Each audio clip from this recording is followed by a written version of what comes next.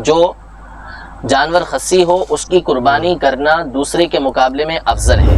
پیارے حبیب علیہ السلام کے صحابی سیدنا جابر سے روایت ہے کہ نبی کریم صلی اللہ علیہ وسلم نے 2 مینڈھے منگوائے، چت کبرے 2 مینڈھے جن کے پیٹ کالے تھے، سینگوں والے اور خصی تھے، آپ نے اس کو ذبح کیا۔ اللہ کے رسول صلی اللہ علیہ وسلم نے کبھی بوکڑ کے تعلق سے یہ نہیں کہا کہ اپنا پیشاب پیتا ہے تو نہ کرو، کیونکہ جانور ہوتے ہیں ایسے ہی، وہ خود کا پیشاب پیتے ہیں، ایک دوسرے کی شرمگاہوں کو چاٹتے ہیں۔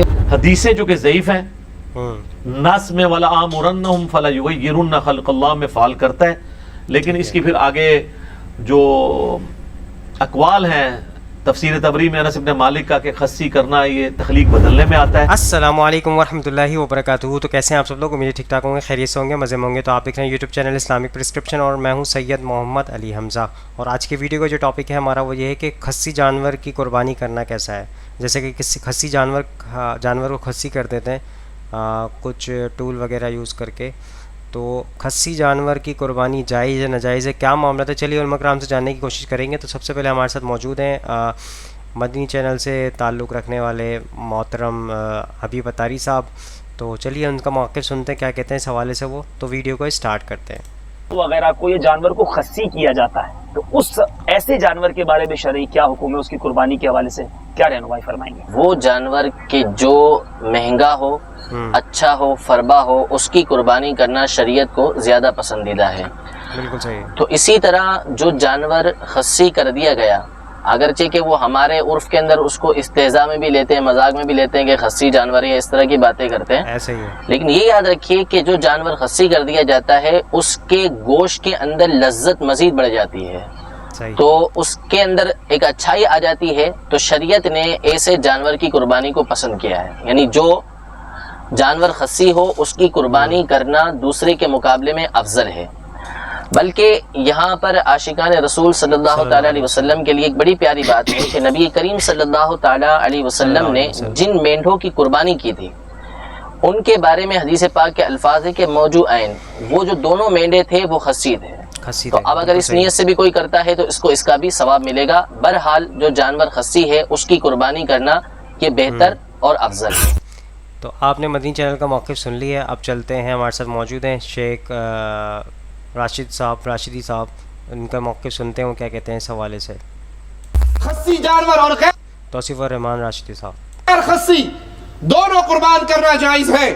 کچھ لوگوں کے ہاں یہ مشہور ہے کہ جانور اگر خصی ہو تو وہ عیب دار ہوتا ہے، یہ بات غلط ہے۔ پیارے حبیب علیہ السلام کے صحابی سیدنا جابر سے روایت ہے کہ نبی کریم صلی اللہ علیہ وسلم نے 2 مینڈھے منگوائے، چت کبرے 2 مینڈھے جن کے پیٹ کالے تھے، سینگوں والے اور خصی تھے، آپ نے اس کو ذبح کیا۔ دوسری روایت میں ابو سعید رضی اللہ عنہ سے روایت ہے کہ آپ نے 2 مینڈھے منگوائے جو غیر خصی تھے، ان کو ذبح کیا۔ امت کو کیا درس ملا کہ خصی جانور بھی ذبح کیا جا سکتا ہے اور غیر خصی بھی۔ خصی ہونا جانور کا عیب، خصی ہونا جانور کا عیب نہیں ہے۔ شیخ توصیف الرحمان صاحب نے اپنا موقف پیش کر دیا ہے۔ تو اب چلتے ہیں، ہمارے ساتھ موجود ہیں ایڈوکیٹ فیض سید صاحب، ان کا موقف سنتے ہیں کیا کہتے ہیں اس حوالے سے۔ جیسا کہ قربانی کے جانور 2 طریقے کے ہوتے ہیں، مطلب ایک بوکڑ ایک خصی ہوتا ہے۔ کچھ لوگ کا ماننا ہے کہ بوکڑ خود کا پیشاب پیتے ہیں اس لیے ان کا قربانی کرنا ٹھیک نہیں ہے۔ کچھ لوگ کا ماننا ہے کہ خصی کرے، وہ خصی کرنا جائز نہیں ہے، جن کے چیرا لگا کر جیسا۔ تو دونوں میں سے کون سا صحیح ہے؟ بوکڑ اور خصی دونوں کے بارے میں بوکڑ اور خصی۔ بھائی نے سوال کیا کہ قربانی کے جانور میں لوگ بوکڑ اور خصی کے تعلق سے بیان کرتے ہیں کہ بوکڑ کو اس لیے قربان نہیں کرنا چاہیے کہ وہ خود کا پیشاب پی لیتا ہے، اور خصی اس لیے نہیں کرنا چاہیے کہ اس میں نقص ہوتا ہے، مطلب جسمانی ایک طرح سے۔ تو میں یہ بات آپ کو واضح کر دوں کہ اللہ کے رسول صلی اللہ علیہ وسلم نے کبھی بوکڑ کے تعلق سے یہ نہیں کہا کہ اپنا پیشاب پیتا ہے تو نہ کرو، کیونکہ جانور ہوتے ہیں ایسے ہی، وہ خود کا پیشاب پیتے ہیں، ایک دوسرے کی شرمگاہوں کو چاٹتے ہیں، اپنی شرمگاہ کو چاٹ لیتے ہیں، ایک دوسرے کا گوبر کھا جاتے ہیں، ایک دوسرے کا۔ مرغی کو لے لیجیے، چلیے اب بکڑ کو چھوڑ دیجیے، آپ بکرے کو، مرغی لے لیجیے۔ مرغی آپ دیکھیے غلاظت انسانی ہوگی تو اس کو بھی صاف کر کے اس میں سے بھی نکال کے کچھ کھا لیتی ہے، جانور کی غلاظت میں سے بھی اٹھا کے کیڑے وغیرہ کھا لیتی ہے، نیچے سے مرا ہوا جانور بھی کھا لیتی ہے، چھپلک بھی مری ہوئی کھا جا رہی ہے، فلاں بھی کھا جا رہی ہے، اناج بھی کھا جا رہی ہے، انڈا بھی دے دے رہی ہے، تو کیا اس کا انڈا مکروہ ہو گیا، غلط ہو گیا؟ جانور ایسے ہی ہوتے ہیں۔ تو کوئی بوکڑ اپنا یا بکرا اپنا پیشاب پیتا ہے تو اس کی قربانی منع ہے، ایسا کچھ بھی نہیں ہے. بالکل. دوسرا سوال تھا کہ خسی کیا ہوا جانور، بھائی نے سوال کیا کہ کچھ لوگ کہتے ہیں منع ہے چونکہ اس کے ٹیسٹیکلس مطلب کپورے جو عام زبان میں بولتے ہیں یا ٹیسٹیز جس کو بولتے ہیں، ٹھیک ہے، وہ نکال لیے جاتے ہیں جس میں سپرم بنتے. یاد رکھیے کہ میل جو بھی ہوتا ہے اس میں وہ چیز ہوتی ہے جس میں سپرم بنتا ہے، وہ مادہ جس سے اولاد وجود میں آتی ہے. تو بہرحال وہ نکال لیے جاتے ہیں تو اس میں نقص ہے. تو ایسا کوئی بات نہیں ہے. نبی اکرم صلی اللہ علیہ وسلم واضح حدیث ہے، نبی اکرم صلی اللہ علیہ وسلم نے جو قربانی اپنی دی تھی جس میں 2 جانور ذبح کیے تھے، 2 چت قبری بکرے تھے، ایک اپنی طرف سے اور ایک امت کی طرف سے دیا تھا. یہ دونوں بکرے، یہ دونوں جانور خسی تھے اور اللہ کے رسول صلی اللہ علیہ وسلم آپ کی قربانی اور وہ بھی نقص والے جانور سے ہو ہی نہیں سکتا. بلکہ خسی کے تعلق سے یہ بات مشہور ہے کہ خسی کا گوشت جو ہے مختلف ہوتا ہے کھانے کے ٹیسٹ کے لحاظ سے بنسبت جو خسی نہیں ہوتا ہے، مختلف ہوتا ہے کیونکہ وہ جو ہارمونز ہوتے ہیں، اسپرمز ہوتے ہیں، وہ اندر باڈی میں اس کی جنریٹ نہیں ہوتے اور وہ باڈی میں آتے تو وہ فروا بھی ہوتا ہے جسم کے اعتبار سے اور بہت مختلف ہوتا ہے. یاد رکھیں، ٹھیک ہے. تو لہٰذا خسی کا مسئلہ نہیں ہے کہ پیشاب پیتا اگر بکرا تو وہ سب کوئی اس کے حلال حرام کا ایشو نہیں، چونکہ جانور ایسے ہوتے ہیں. سیکنڈ، اللہ کے رسول نے وہ آخری وقت میں جانور ذبح کی اپنے اور اپنی امت کی طرف سے، وہ خسی جانور ہی تھا. بالکل صحیح ہے. آپ نے ایڈوکیٹ فیصل صاحب کا موقف سن لیا. ابھی تک تو سارے علماء کرام جو ہے ایک ہی پیج پر ہیں، یعنی کہ خسی جانور کی قربانی ہو سکتی ہے. تو چلیے ہمارا نیا موقف جو ہے آگے انجینئر محمد علی مرزا صاحب کا ہے، تو ان کا سنتے ہیں کیا کہتے ہیں اس حوالے سے.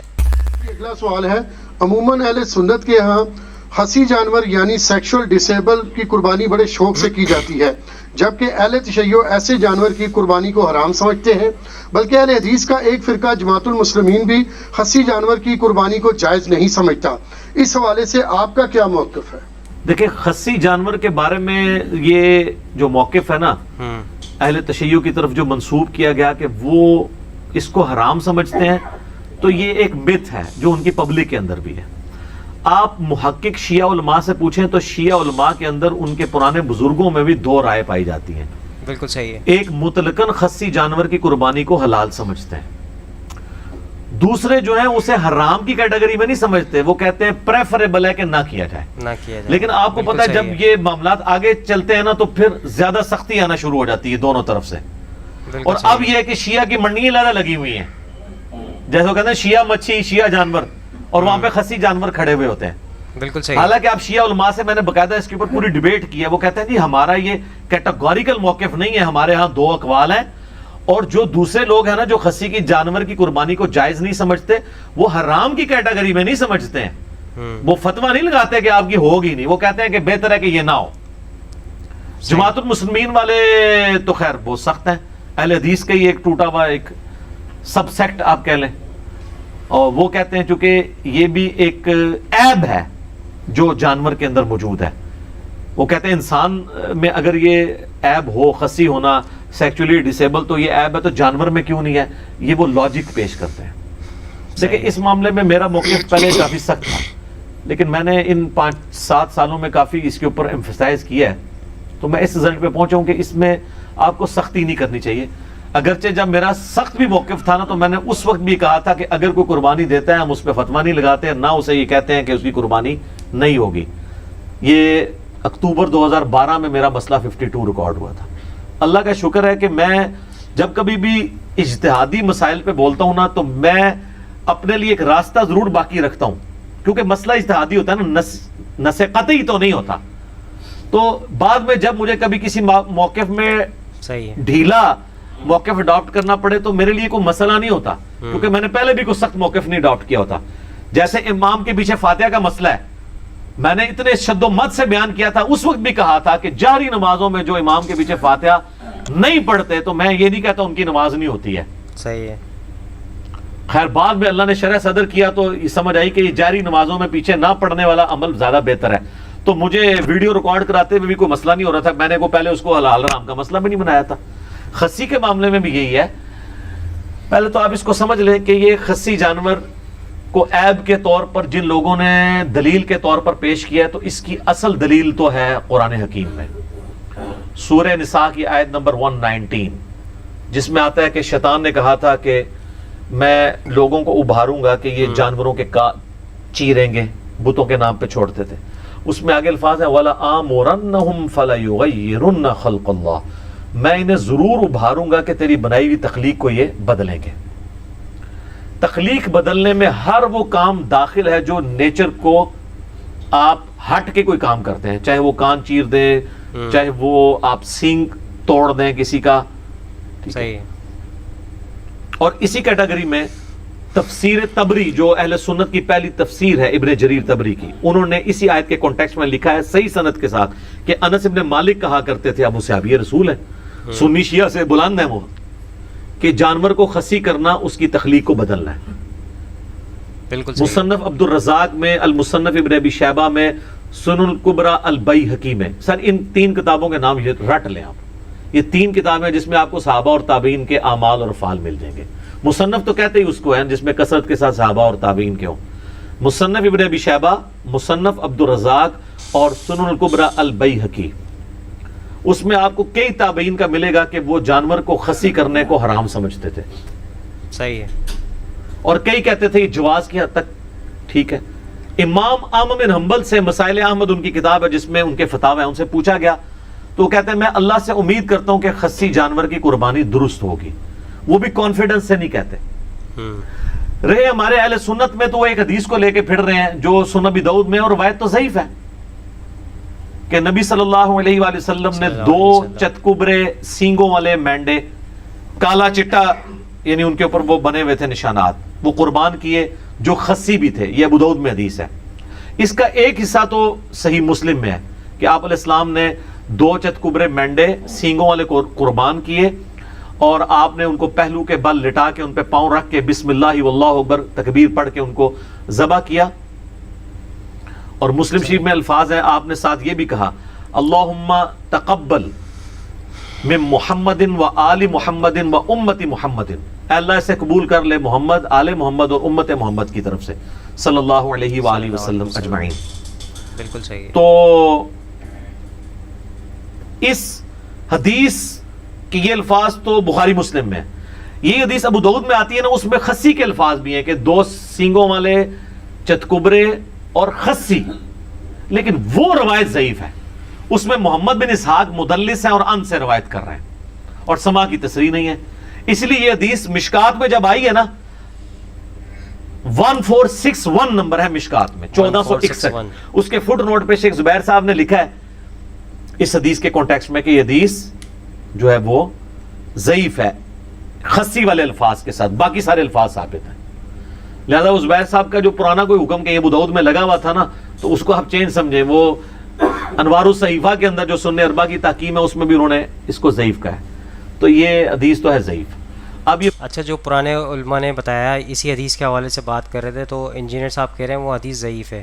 جو مدنی چینل والوں نے بھی بتائی, جو شیخ توصیف الرحمان راشد صاحب نے بھی بتائی اور ایڈوکیٹ فیصل صاحب نے بھی بتائی, وہ انجینئر صاحب کہہ رہے ہیں کہ ضعیف ہے. محمد بن اسحاق تو مشہور مدلس ہیں, اور اہل حدیث کے ہاں تو یہ مدلس ہونے کی وجہ سے ان کی روایت جو ہے ضعیف ہے. یہ مسلم کے مقدمے میں ہے کہ مدلس کی ان والی روایت سما کی تصریح کے بغیر ضعیف ہے. رہے حنفی, تو حنفیوں کے ہاں تو محمد بن اسحاق ویسے ہی ضعیف راوی ہے. وہ کہتے ہیں صرف اس کی تاریخ میں باتیں لی جائیں گی کیونکہ امام المغازی ہے. سیرت ابن اسحاق پہلی سیرت کی کتاب یہی لکھی گئی ہے, انہوں نے لکھی ہے. یہ تابعی ہیں, انس ابن مالک کے شاگرد ہیں. سیرت ابن شام اس کی تلخیص کی گئی ہے بعد میں امام ابن شام نے. وہ جو فاتحہ خلف الامام والی حدیث ہے نا ابو داؤد کی کہ فجر کی نماز میں بھی صحابہ پیچھے پڑھ رہے تھے تو آپ فرمایا صرف فاتحہ پڑھو, اس حدیث کو تو صحیح کہتے ہیں اہل حدیث. تو اس وقت حنفی ان کو یہ جواب دیتے ہیں کہ اس میں محمد بن اسحاق ہے اور وہ ضعیف راوی ہے, اور خود یہ خسی والی حدیث جو ہے محمد بن اسحاق والی پیش کر رہے ہیں. دیکھیں آپ نے 2 نمبری, یہی 2 نمبری اس میں کی بھی ہے جو ابو داؤد میں حدیث ہے نا کہ عبداللہ بن عمر بن عاص جن کو وہ دعا یاد نہیں ہوتی تھی ان کے گلے میں تختی لٹکا دیتے تھے. تو وہ تقی عثمانی صاحب بھی بیان کر رہے تھے, میں نے کہا تھا سر اس کو دیکھ لیں پہلے, تو آپ نے نام ہی غلط لیا ہے. عبداللہ بن عمر نہیں ہے, عبداللہ بن عمر بن عاص ہے جس کو اردو میں عمرو لکھا جاتا ہے. اور دوسرا یہ ہے کہ اس میں تو محمد بن اسحاق ہے جو آپ کے نزدیک ضعیف ہے, تو آپ یہ روایت کس طرح آگے بیان کر رہے ہیں کہ تعویذ لٹکاؤ گلے کے اندر. تو محمد بن اسحاق مدلس ہیں, ان سے روایت کر رہے ہیں, لہذا یہ روایت ہوگی ضعیف ہو گئی. اور اس کو اہل حدیث کہیں پیش ہی نہ کریں آپ کہ وہی خسی جانور قربانی کی, خسی جانور کی قربانی کی. اسی وجہ سے جماعت المسلمین والوں کا یہ موقف ہے کہ خسی جانور قربانی نہ کی جائے. اب یہ خسی جانور کا مسئلہ جو کر رہے ہیں ان کا مسئلہ بھی ٹوٹل اجتہاد پہ کھڑا ہوا ہے, نہ کرنے والوں کا بھی اجتہاد پہ کھڑا ہوا ہے. تو جب مسئلہ اجتہادی ہے تو پھر یہ نص نہ رہی. البتہ جو نہ کرنے والے ہیں وہ نص سے اس کو دلیل ضرور پکڑتے ہیں, والا آمرنہم فلیغیرن خلق اللہ. اس کا جواب جو خسی کی جائز سمجھتے ہیں نا, وہ بڑا زبردست جواب دیتے ہیں. اور میں سمجھتا ہوں کہ مولانا اسحاق صاحب رحمہ اللہ تعالیٰ نے اس مسئلے کو کافی حد تک حل کیا ہے. آپ کو پتہ ہے وہ اتحاد امت کے دائی تھے, اور ان کو یہ بھی ڈر نہیں ہوتا تھا کہ مسئلہ شیعہ کو سپورٹ کر رہا ہے یا اہل حدیث کو کر رہا ہے. وہ جس کے بھی حق میں ہوتا تھا دھڑلے سے کرتے تھے, اور ان کی کوشش ہوتی تھی کہ جو کامن آئے اس کو وہ ڈیفینڈ بھی کریں. لیکن اس مسئلے میں انہوں نے شیعہ کے اوپر سخت جو ہے نا گرفت کی ہے کہ یہ شیعہ نے جو مسئلہ نکالا ہے نا کہ خسی جانور کی قربانی نہیں ہوتی. اور وہ میں نے بتایا کہ مولانا اسحاق صاحب نے تو یاد ہی بات بتائی تھی. پوری بات یہ ہے کہ شیعہ میں بھی سب کا یہ موقف نہیں ہے, دو گروہ ہیں. میں نے باقاعدہ شیعہ کے بڑے علماء کے ساتھ ڈسکس کیا ہے, آفتاب جوادی صاحب کے ساتھ ڈسکس کیا جو بڑے محدثین میں سے ہیں, زبیر علی زئی صاحب کے وہ دوست بھی ہیں, جامعۃ الکوثر اسلام آباد میں آپ لوگوں کی بلکہ ملاقات بھی ہوئی ہے ان کے ساتھ. تو وہ بھی کہہ رہے تھے ہمارے میں بھی دو گروہ ہیں, لہٰذا یہ کوئی اتنا بڑا مسئلہ نہیں, اس کو مسئلہ بنایا جائے. وہ مولانا اسحاق صاحب نے بڑا پیارا جواب دیا. انہوں نے کہا کہ نبی علیہ السلام نے جو عیب گنوائے ہیں نا کہ ان عیوب کی بنیاد پہ جانوروں کی قربانی نہیں ہوگی, وہ تو ابو داؤد میں, ترمذی میں, نسائی میں, ابن ماجہ میں کیا ہیں؟ کان کٹا ہوا, سینگ ٹوٹا ہوا, لنگڑا, کانا, لاغر, بیمار. تو حضور علیہ السلام نے کہیں پہ بھی خسی کا ذکر نہیں کیا. اگر یہ مسئلہ اتنا ہی ہوتا تو کسی حدیث میں تو آ جاتا نا کہ خسی بھی وہ عیب ہے کہ جس کی سے قربانی نہ کی جائے. بالکل صحیح. تو آپ نے اس کو نہیں, پھر انہوں نے مسئلہ حل کیا کہ خسی عیب ہے لیکن اس جانور کے لیے جو آپ نے ریپروڈکشن کے لیے رکھا ہوا ہے, جسے آپ اردو میں جفتی کروانا کہتے ہیں, تو اس کے لیے تو ظاہر ہے وہ عیب ہے. جیسے یہ بھینسوں کو لے جاتے ہیں باڑوں میں, بھینسوں کے پاس بھینسے ہوتے ہیں جو ان کے پاس, تو ظاہر ہے کہ وہاں تو کوئی ایسا بھینسا تو نہیں رکھا جائے گا کہ جو وہ ان کی ریپروڈکشن نہ کر سکے, تو وہاں کے لیے وہ عیب ہے. اور اس میں بھی یاد رکھیں بخاری مسلم میں حدیث ہے, نبی علیہ السلام نے اس طرح کا جو وہ سیکشل ریلیشن شپ ہے نا جانوروں کا کرانے کی اجرت لینے سے منع فرمایا. یہ فری کروانا چاہیے. صحیح. ہاں جی, جس میں شوق ہے نا وہ نیکی ہی کھٹے. ویسے کوئی دے دیتا ہے, جیسے وہ پیرو فقیروں کے پاس آپ جاتے ہیں دعا کے لیے اور ان کے چندہ باکس میں ڈال دیتے ہیں, وہ تو تحفے میں آ جائے گا, لیکن اس کام کی اجرت نہیں لی جا سکتی. بالکل صحیح ہے, بالکل صحیح ہے. تو یہ مسئلہ اس کیس میں تو یہ عیب ہے. رہا گوشت کھانے کے لیے, تو سر اس کے لیے آپ کو کوئی مفتی نہیں بتائے گا. گوشت کی فیلڈ کے ایکسپرٹ کسائی ہیں. جیسے میں کہتا ہوں کہ آپ نے ایمبریولوجی کا مسئلہ پوچھنا ہے تو ڈاکٹر سے پوچھیں گے, جیولوجی کا پوچھنا ہے تو جیولوجسٹ سے پوچھیں گے. آپ ذرا جو گوشت کے ایکسپرٹ لوگ ہیں ان سے ذرا پوچھیں کہ جانور کا خسی ہونا اس جانور کا جس کا گوشت آپ نے کھانا ہو, یہ اس کے حق میں عیب ہے یا خوبی ہے؟ صحیح ہے. تو آپ کو بتائے گا کہ خوبی ہے, کیونکہ اس کی وجہ سے جانور موٹا تازہ ہو جاتا ہے. تو شریعت کو لاغر جانور مطلوب ہے قربانی کے لیے گوشت کھانے کے اعتبار سے, یا موٹا. اچھا, باقی آپ کو پتا ہے کہ وہ جو جس کو آنڈل بکرا یہ کہتے ہیں, یعنی نان خسی جو بکرا ہوتا ہے, عام بکرا, اس کے گوشت کا بھی وہ کہتے ہیں کہ اسمیل وغیرہ کا ایشو ہے. خیر وہ آج کل وہ بھی ٹیکے آ گئے, وہ ٹیکے لگا دیتے ہیں, اسمیل ویسے ہی مر جاتی ہے, وہ ایشو اب چھوٹا رہ گیا. تو اس اعتبار سے اگر دیکھا جائے تو خسی ہونا قربانی کے جانور کے لیے, لیکن یہ مسئلہ میں اجتہاداً بتا رہا ہوں. آپ جس جعلی روایت کو لے کے چل رہے ہیں نا کہ یہ سنت ہے, وہ تو بالکل غلط ہے. وہ ابو داؤد والی روایت ضعیف ہے, محمد بن اسحاق کی تدلیس ہے. مشکات میں 1461 نمبر 1461 مشکات میں فٹ نوٹ پہ آپ دیکھ لیں, کیونکہ میرے اوپر بھی انہوں نے ہنگامہ کھڑا کیا کہ یہ کہتا ہے حدیث ضعیف ہے. بھائی تو پڑھو تو صحیح نا, حدیث کی کتابیں کھولو. کہتے ہیں ابو داؤد میں تو شیخ زبیر علی زئی صاحب نے حسن لکھا ہے, وہ سر پرانا ہے. شیخ زبیر صاحب نے اپنی وفات سے پہلے جو فائنل تحقیم ہے وہ مشکات میں لگائی ہے, کیونکہ یہ 2013 میں پرنٹ ہوئی ہے. اور انوار الصحیفہ سنن اربع کی ضعیف حدیثوں والی کتاب لادہ سے چھپ چکی ہے. وہ ہماری ویب سائٹ ahlsunnatpak.com سے ڈاؤن لوڈ کریں. یہ روایت ضعیف ہے, اسی لیے تو اتنے موٹے موٹے کتابچے لکھنے پڑ رہے ہیں خسی جانوروں کے اوپر, مضمون لکھنے پڑ رہے ہیں جواز ثابت کرنے کے لیے. شیخ زبیر صاحب کے جو شاگرد ہیں غلام مصطفیٰ ظہیر صاحب, انہوں نے باقاعدہ پورا مضمون لکھا ہے جواز ثابت کرنے کے لیے, پریفریبل نہیں. حالانکہ انہی کے اگینسٹ کئی اہل حدیث علماء شیخ زبیر صاحب کے شاگردوں میں سے, انہوں نے اس کے خلاف مضمون لکھا ہے نہیں خسی جانور کی قربانی نہیں ہوتی. تو ہمارا موقف یہ ہے کہ پریفریبل آپ نہ کریں, میں تو کئی سالوں سے خسی جانور کی قربانی نہیں کرتا ہوں. میں کہتا ہوں چلے ویسے یہ بھی ویسے مشہور غلطی ہوا ہے, آنڈل بکرے بھی بڑے موٹے تازے مل جاتے ہیں, یہ نہیں ہے کہ وہ مرے ہوئے ہوتے ہیں. تو لیکن اگر وہ کرتا ہے کوئی فتویٰ نہیں لگاتے. لیکن یہ جو مسئلہ تھا نا کہ یہ عیب میں آتا ہے اور یہ ٹوٹلی شیعہ نے اس کو اپنی فقہ بنا کے پیش کیا, تو شیعہ میں بھی دو موقف ہیں. اہل سنت کے ہاں بھی یہ مسئلہ اس طریقے سے نہیں ہے. یہ خسی جانور کا مسئلہ ایک کریٹیکل مسئلہ تھا, اس لیے میں ذرا اس کے اوپر ڈیٹیل بولوں. اس کی وجہ سے کافی ایک مصیبت کھڑی ہوئی ہے. حدیثیں جو کہ ضعیف ہیں, نس میں ولا آمرنہم فلا یغیرن خلق اللہ میں فعال کرتا ہے, لیکن اس کی پھر آگے جو اقوال ہیں تفسیر تبری میں انس ابن مالک کا کہ خسی کرنا یہ تخلیق بدلنے میں آتا ہے. اس صورت میں جب آپ نے وہ جانور جفتی کے لیے رکھا ہے, اگر گوشت کے لیے رکھا ہوا ہے, پھر یہ اس کے لیے عیب کے طور پہ شمار نہیں ہوگا, کیونکہ تابعین میں کئی لوگ اس کے قائل بھی ہیں. یعنی یہ اختلاف شروع سے چل رہا ہے, لہٰذا اس کو سنی شیعہ کے بجائے سنیوں میں بھی آپس میں اختلاف ہے, شیعہ میں بھی اختلاف ہے. تو آپ اگر اختلاف سے بچنا چاہتے ہیں ضرور بچیں, لیکن اس کے اوپر حرام کا فتویٰ نہیں لگائیں گے, مسئلہ اجتہاد. تو دوستوں یہاں پر ویڈیو کمپلیٹ ہو جاتی ہے. تو آپ کے سامنے سارے موقف میں نے رکھ دیے ہیں کہ دونوں چیزوں میں اتحاد امت کا, کہ خسی کی بھی قربانی ہو جاتی ہے اور نہ خسی ہو تو اس کی بھی تو ہو ہی جاتی ہے. تو آئی ہوپ آج کی ویڈیو آپ سب کو پسند آئی ہوگی. تو اس ویڈیو کو لائک کمنٹ شیئر ضرور کیجیے گا, چینل کو سبسکرائب کر دیجیے گا اور زیادہ سے زیادہ لوگوں تک شیئر کریں تاکہ یہ نالج بھی لوگوں تک پہنچے اور آپ بھی عزت کے جاری میں شامل ہو جائیں. اور ہمیں یہاں پہ دیجیے اجازت, انشاءاللہ نئی ویڈیو میں ملاقات ہوگی. اللہ حافظ, فی امان اللہ. اے خدا جس نے کی جستجو مل گیا سب کا تو ہو رہنما.